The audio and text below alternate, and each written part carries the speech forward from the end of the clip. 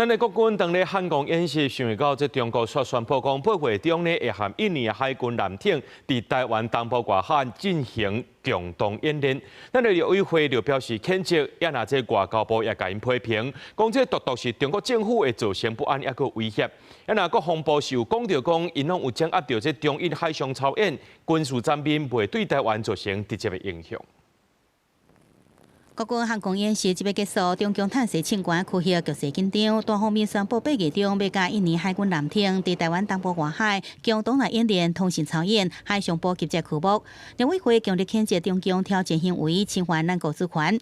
外交部講，南方隨向各方來了解，促請印尼方面來調查清楚，只有因確認佇第一島鏈周邊，只有北京當局才進行安尼無負責任、為區域帶來不安甲威脅的單方面的做法。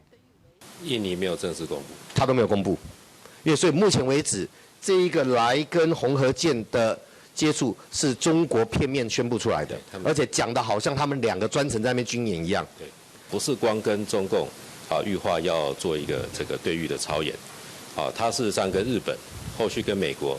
一路上，他都做了這樣的操演。OK， 我們怎麼樣聯合我們的這個盟友，做出合適的應對？然後，也許是監控也好，也許是這個提出其他的對應措施。這我想第一時間把這些東西交代清楚，把它做好來，這個才能夠安定民心。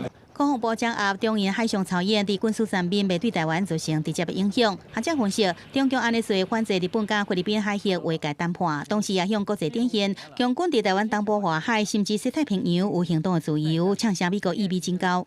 讓外界去證明是說中國有能力在這個海域進行一個演習，甚至是中國在這邊有這樣的權利，可以去邀請其他國家在這個海域進行軍事的行動。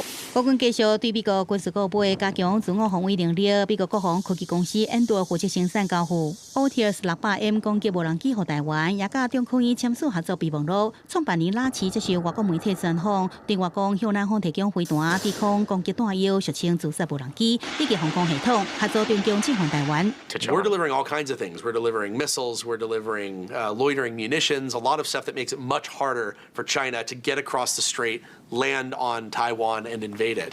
Also, air defense systems that are protecting some of their critical infrastructure, some of their critical installations from attack from the Chinese. 對中共威脅區域穩定，也有台灣的安全，拉起講希望會使參與組織戰爭，指出西方國家愛提懸中共侵犯台灣付出的代價，和台灣正水無達到公司目標。記者綜合報道。